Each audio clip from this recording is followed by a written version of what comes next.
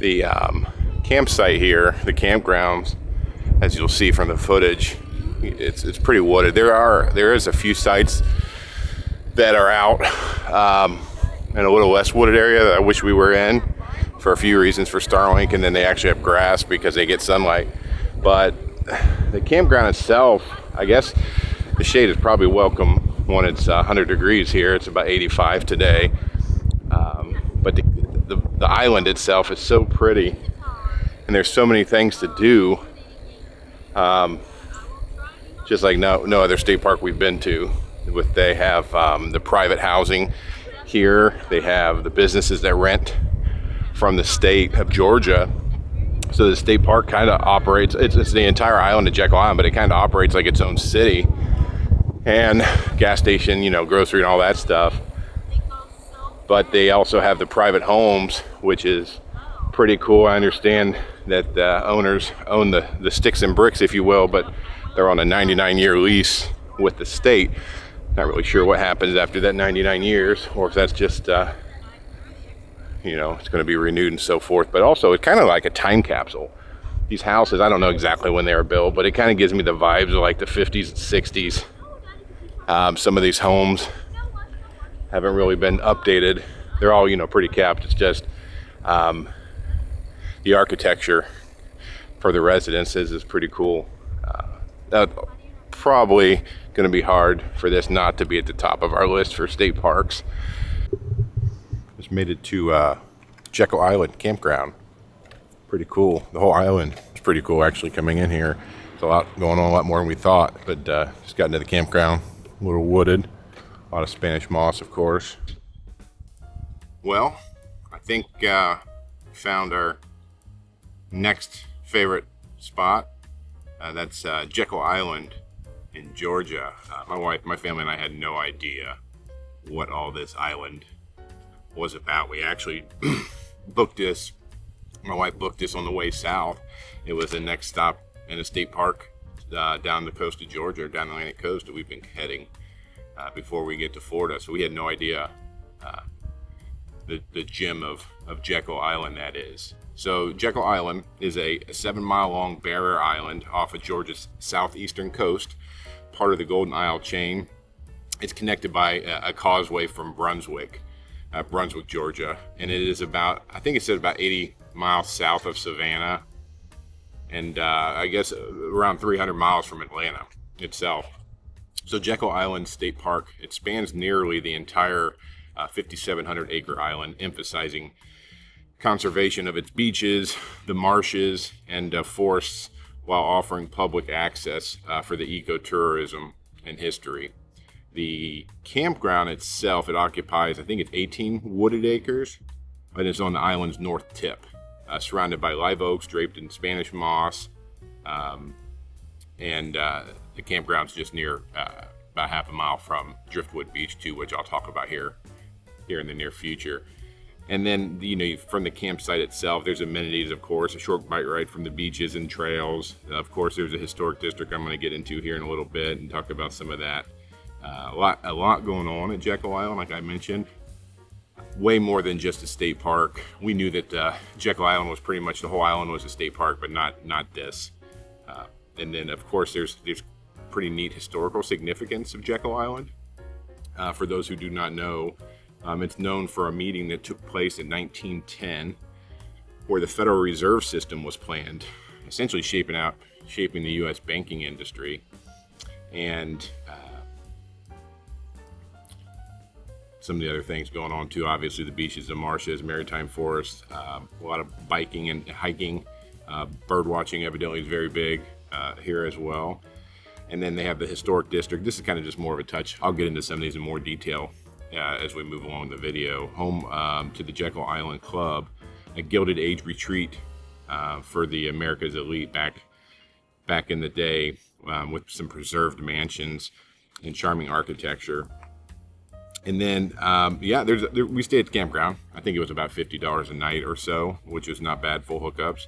But they have a lot of other stuff. They had hotels on site, on the water, some of them. They had some longer-term rentals that appeared to be, and they had homes for rent, Airbnb style and so forth. for that. And then I'll get into this a little bit too, but the Jekyll Island, if you pull up a search, you'll hear about the sea turtle nesting sites and the Georgia Sea Turtle Center, and they focus on rehab and education. It was a really cool experience. I'll get into that shortly. So when you come into the island, pretty cool. It's got a fairly grand entrance down the causeway from the direction of Brunswick. And when you come into the island, there is a kiosk system, and you have to pay to enter. It actually says per parking for the day, and it's $10 a day. But essentially, you just pay for that when you come on. You don't have to pay again until you leave. So if you do come on the island, drop your camper, and head back out, you will have to pay another $10. Now, it appears the locals and people who work and live there have some type of seasonal pass. But for us who are just visiting for a short period of time, that's to set up $10 every time you leave.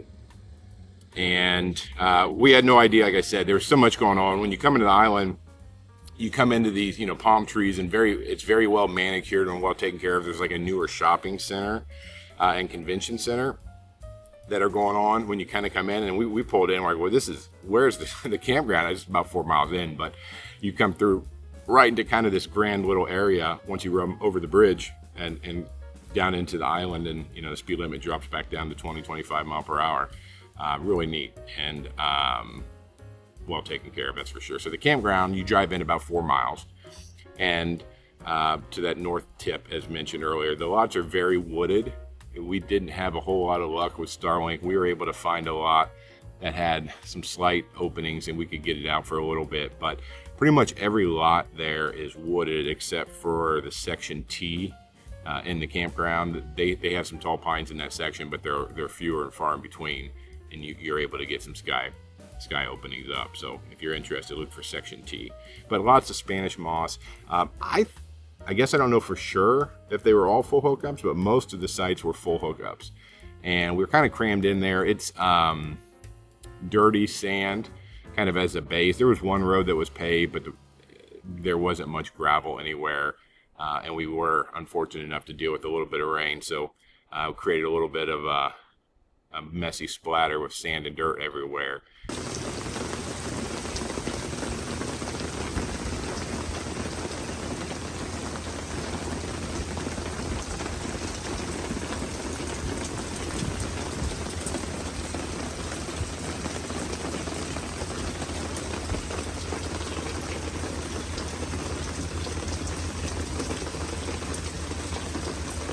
It all cleans up, no big deal. But the sites themselves you're kind of tucked in there together and under these trees and so forth. But it was nice to be able to have the hookups, the full hookups. And then probably one of the most famous, I would say, beaches there at Jekyll Island is Driftwood Beach. And it's just about a half a mile down from the campground. You can ride bikes easily, you can walk. They have really cool scenery. So Driftwood Beach has old weathered trees all over the sand. And it makes it look unique. I mean, a lot of people are there taking photographs, even professional style photographs. We were there filming and got some photos. Really cool look. We've never been to a beach like this. I'm sure there's some others across the country, but it's pretty cool and picturesque. It's complex, fewer people than other beaches because there's not a whole lot of swimming. I mean, I guess you can. I mean, my son wanted to get in the water, so he did, of course, but not a lot of swimming, not a lot of beach activities. Just it's more about sightseeing, so it's kind of relaxed. And then evidently it's a pretty popular sunrise spot too, with the driftwood and the sun in the backdrop.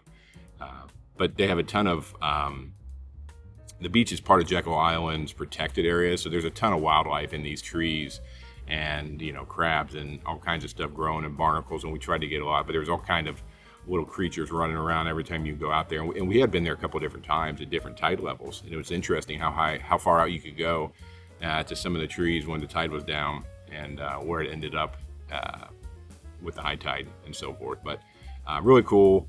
I guess they do even beach weddings here. They wasn't going on. I just heard someone talking about that, but beach weddings, and you can book some stuff with it being a state park, which is pretty neat if that's right up your alley. And then we were driving through the first time. I got some video while we were riding our bikes too, but there's houses everywhere, and it's a state park, so I was interested in that. So just standard houses. I guess there's about a little less than 1,200 people who live on Jekyll Island year round. And sounds like it might be an older crowd, more of a retired age crowd that lives there. Not all, obviously, but retirees that move there probably from the cold weather. And I think once you go to this island, you're probably going to have thoughts of that too. It's a really neat deal. But what I do understand is, after looking some things up, these houses were built in, I don't know, 60s, 70s. Jekyll Island became a state park, I think, in the late 30s, early 40s, and was purchased. And some of these houses were built, and they are on long-term leases with the state of Georgia. I think 50-year leases, or maybe 99-year leases, and with hopes that they probably renew. But I think the owners there are potentially at risk of one day not getting it renewed. But they own the sticks and the bricks, they say, so they own the building itself. It's just they also have a lease expense that they pay to be there. But it's pretty cool. Some of the houses were neat, and some of them were being updated. Some seemed like they hadn't been updated, but they were fairly kept. Everyone was pretty well kept, at least on the main street coming through the island there, that's for sure. And then, so the bike riding's fantastic. Bring your bikes. Bike riding's great here. Sidewalks and bike paths kind of everywhere. A lot of people on bikes. Golf carts, of course, too, if you want. But looks like they got some bike rentals based off some of the bikes too, so it might be something to look into if you don't bring your own. Pretty fun. You know, regular or e-bike, whatever you prefer. So it has about 24 miles of paved bike paths that circle the whole island. You can ride through cool spots, like obviously the beaches, forests, the old historic buildings, which I'll get into here shortly, without even needing a car. Easy trails, there's nothing. Some of the paths we went to, there's not a whole lot of terrain or elevation changes, I should say. So pretty good bike riding. And actually, we rode pretty far one day, and there's a Tex-Mex restaurant about 3 to 4 miles just down from the campground. Pretty cool little spot.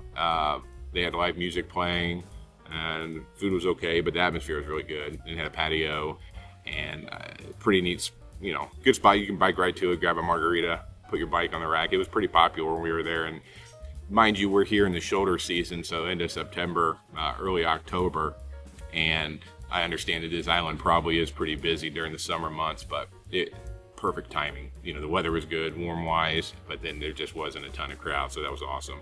And then we rode bikes down to the shopping area too. So the one we drive to when you first come in, you come into the state park by car. The shopping area has all kinds of stuff going on. They have a market. There's a splash pad outside the kids can play in with the fountain shooting the water, and just a few other things. There was a wine store, different antique or collectible stores, things like that. They did have a few restaurants. We didn't see them all, but and they had some frozen yogurt, some different stuff like that. But they boardwalks to the beach all over from the bike path too, so it's pretty cool. You can get off your bike. There's bike racks everywhere. With this being a state park, like, everything's accessible pretty much. So every 100 yards it felt like there was a beach access, and tie up for your bikes and showers to rinse off, and you can just walk over the short little simple boardwalk and spend time at the beach, which is really fun. And then we did see a little bit of wildlife here. So the deer, the Georgia white-tailed deer, continue to be prevalent in the state parks of Georgia, just like Skidaway Island. So there's deer everywhere, and I know these deer they're not being hunted on state park, but I think especially because this being an island, every time we drove or rode bikes, we were seeing deer in the yards of some of these homes, hanging out by the side of the road, and they're everywhere, which is cool. It's nice to see. Butterflies as well. There's a lot of, I think they're monarch butterflies all over the island. Maybe it's the time of the year kind of a thing, but there was a lot of them, that's for sure. And that takes me to the squirrels. So the squirrels here at Jekyll Island, well, I should say at the campground. I don't know if I've seen a ton of them outside the campground. With the campground being very wooded, it is a squirrel's paradise. Not only is it a squirrel's paradise, these squirrels are brazen. They are not afraid of human. They're on picnic tables. They're on your cars. They'll sit right next to you on the picnic table with you 1-2 foot away. They're not getting scared away. The dog might, bark and scare them, and they'll run and jump on a tree. Then they'll come right back. They were a problem. So they They've got into my wife's bike, the bag on the back of her bike. I think there were some crackers or something in there, and they were biting through it and trying to get to them. They bit a hole in the bag itself. They chewed through our lights. So I had a little cheap pair of kind of a Christmas light strung around the tree and then our camper hook, and they chewed through it. They ate through the wire. That lasted about a day. Let's see what else. Well, they were pretty much everywhere. You couldn't walk outside without seeing 10 different squirrels and jumping from tree to tree. Even so much that they actually took out the power one day for about 2 hours. One of the squirrels hit the transformer and knocked the power out for a bit. Hit the safety relay. They had to call the power company. Huge bang. I don't think it was right across from our camper in our leg of the area, but the really loud bang. And it was a dead squirrel sizzling at the bottom that had connected two contacts, I guess. But the squirrels pick your stuff up. I think they have some signs about raccoons getting into your trash. I didn't even see a raccoon. But they do have a squirrel frenzy, at least in September, October. I mean, they weren't attacking us, physically. They were just everywhere, and you couldn't do anything, and they were grabbing things and taking stuff off of people's picnic tables. So beware of the squirrels if you come to Jekyll Island. But it was interesting. We've dealt with some animals, but squirrels have never really been a problem until here. There's also right near the state park, right near the campground, there's a fishing pier area. It's directly across the street. So easy walk, nice little bike ride. You just cross the main road there and you're heading over, and there is, I guess they have some horse riding services too. So they had a stable or two located there, but I didn't see any horses. But there's another, with this being a state park, all these businesses are leased out. So the restaurants, the shops, I think this horse stable place and so forth, they're all leased out. So it doesn't feel like a state park because there's all these different private businesses ran. But the horses were gone when we rode by, but it appeared you could schedule horseback rides or horseback tours along the beach. Pretty neat little option. There's tons of stuff to do here. We were there maybe 5 or 6 days, and we could spend 3 weeks there, I think, and not see the same thing twice. There's tons of stuff happening. And large fishing pier too over there. So fishing's your thing. They had a fish store with bait and tackle and so forth in there, some ice and some things. But if fishing's your thing, really nice large pier. A few people were out there when we walked by, but we didn't take advantage of that. But pretty cool. So then, not too far away from, this is all stuff that's pretty close to the campground. There's what they call the Horton House. So the Horton House was built in 1743 on Jekyll Island. It's one of the oldest buildings made of tabby. And if you don't know what tabby is, we see a lot of it down here, it seems, in Georgia, southern Georgia. But tabby is a mix of oyster shells, lime, sand, and water.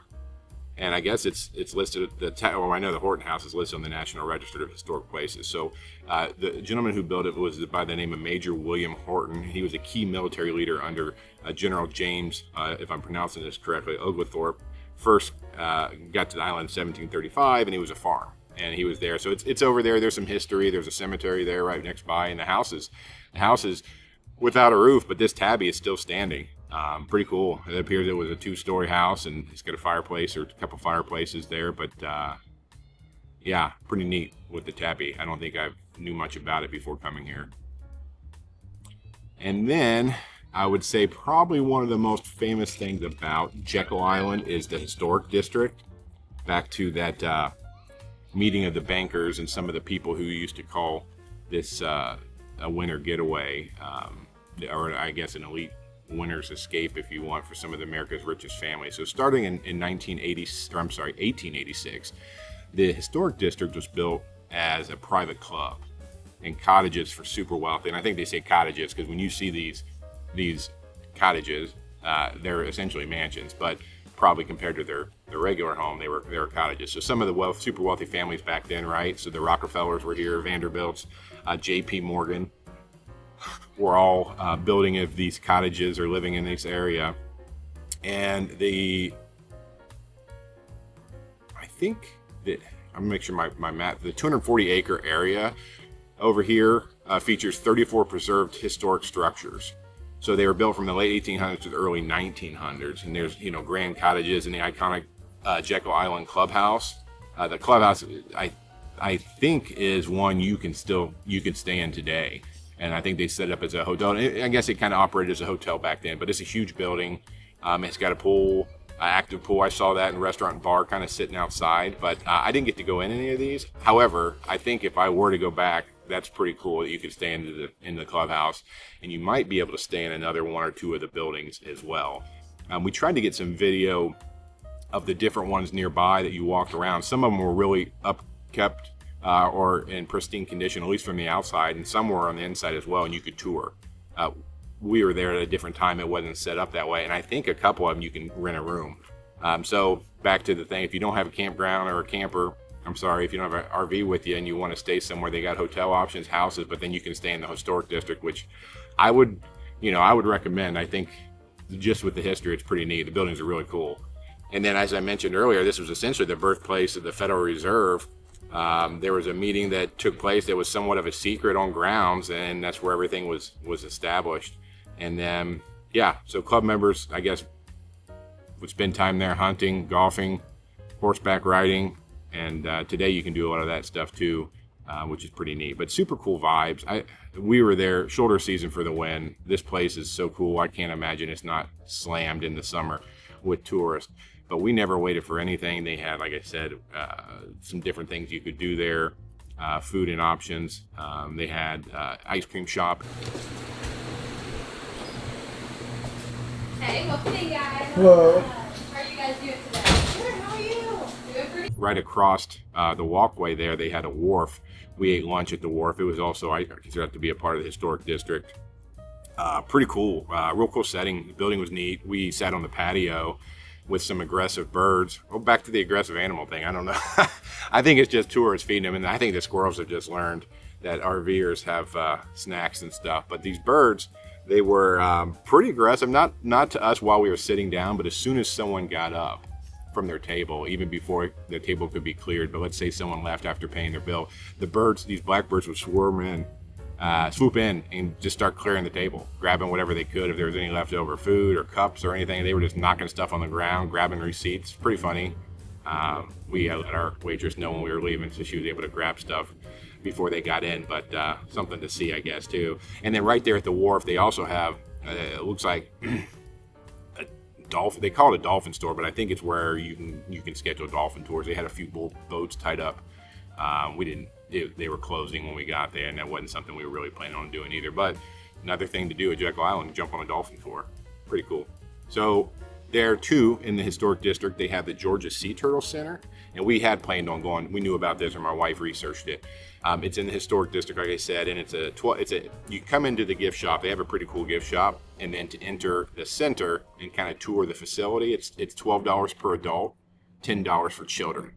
So the Georgia Sea Turtle Center is the state's only hospital for sick and injured sea turtles, and I guess some other native wildlife. They had some operating in I guess it's operating in a historic 1903 power plant. The building does look really old, but evidently this was a prior power plant. Pretty cool. And this conservation was established in 2007 by the Jekyll Island Authority, and they do sea turtle rescues, treatment, and research to support the coastal ecosystem health. They have a lot going on in here. Not a huge building, but they have a lot going on. And then they offer patient viewing and rehabilitation pavilion and online nest tracking, all kinds of stuff. You check their website, you can see a lot more. But they had pretty neat little observation area where the doctors were tending to some wounds on these sea turtles. Were there to be rehabbed and released. It's not a zoo or anything. The patients that are there, the turtles that are there to be released as soon as they can safely. And pretty neat spot. It's worth going. You definitely got to check that out. And that's all, like I said, over at the historic district. And we didn't do this either, but they have museums, and they have like a trolley tour that'll take you through the historic district. And we were walking through, and I was just using our grok to kind of go through whose houses were what and kind of get our own little guided tour. But they had ride-alongs. That was pretty neat, but they weren't running, and we weren't really probably interested. We wanted to do some walking anyway, but something else you could see. I think some of those museum tours will take you in to some of the buildings too, so pretty cool. And then, like some of the other businesses, there's other stuff to do. We checked out a pizza spot right on the island. It was a cool building. Inside it was kind of dark wood, and they had a fireplace, and it was very quaint. There weren't many seats, and they did advertise free delivery all across the island. But the pizza was pretty good. check that spot out. They had pizza and beer, and they had a football game playing behind the bar. Then right next door to that is a miniature golf area, and they also had some bike rentals. And I think that they might have had golf cart rentals, or maybe that's delivered to your spot, because there were a handful of people in the campground that had a specific name on their golf cart that appeared to be rentals. So if you want, you could definitely, if you don't want to bike or do as much walking, you can definitely golf cart this whole island and enjoy it as long as you got enough charge if you're running off of batteries. But so back to the campground itself. So wooded, as I mentioned earlier, Spanish moss everywhere. There was a bird watching area in the back tent section I caught one day walking Lily through there. Squirrels were taking it. I didn't see any birds really, but the squirrels sure did love that, the feeders. And of course, and the campground itself had new shower houses. I don't know if I saw an old, there might have been one old shower house right at the front entrance, but the other 2 or 3 that I saw in the back were all brand new, real pretty. They were even watering the grass as if it was recently planted. So I don't think it's been completed that long, but they had private showers. They had laundry facility towards the front that we were able to take advantage of. That was in one of their older buildings, but the laundry, they had a lot of washers and dryers stacked up, and they all run off a credit card, or I think tap to pay was working as well, so you don't need to use quarters. But real nice. And there's also a new section being built. I didn't ask any of the staff, but there's a whole section that's been asphalt paved, and there's a brand new yellow, another shower house facility, restroom / I assume laundry potentially out in the middle. So I'm not sure what this is going to be, or if it's going to be just for nicer sites, but everything was paved. So a little bit nicer kind of coming through, and less trees too. So usually less trees we like for a couple reasons. Number one, we can get better Starlink connection, but number two, just having grass, especially for our dog Lily. She loves to be able to lay in the grass, and some of these, like this one, you're kind of in the dirt, or if you can keep her on your step mat down at the bottom of the stairs, that's about your only option to kind of hang out outside. So we do like it when there's less tree coverage for sure. But I think overall, this is Jekyll Island is at the top of our list so far, especially for a state park. I don't know if we'll ever see another state park like this. Maybe it exists, maybe it doesn't. It's got really kind of a neat vibe, neat thing going for it. I think the Great Gatsby, some of this historic district, and what was happening back then, and some of these houses, and just got a really neat vibe to it. I'm Gatsby. Plus, it's a relaxed setting too, at least this time of the year. But the campground, it's mediocre. I don't think it's the nicest campground we've ever been to. It's not the worst. And I think the full hookups, make up for it. Plus, the island has so much going on. You don't need to do anything in the campground, but sleep there, kind of a thing. If you want to just go out, even not spend any money, there's so much beach access. And I didn't mention this earlier. I don't know if I got any footage. They have a water park. It was closed after Labor Day, but they have a full water park at the other side of the island, so I'm sure that's a pretty popular spot too. Just one more thing to get into. They have a marina there as well. But up next, so we're staying in Georgia for one more stop. We're heading down to Crooked River State Park, just a little south. It's going to be our last stop in Georgia before we head over down to St. Augustine in Florida. But Crooked River is a neat, calm little park. We have with a pretty cool facility set up. My son gets to dissect owl pellet for the first time, and actually he gets to dissect a squid as well, which was turned out to be a pretty big hit. So I'm working on that next, and I'll get it out as soon as I can. All right, thanks.